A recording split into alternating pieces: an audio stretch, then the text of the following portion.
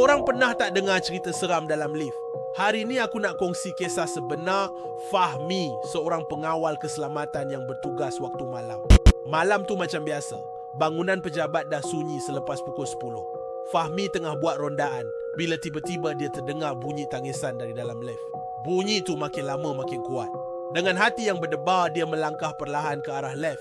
Bila pintu lift terbuka, kosong. Pelik kan?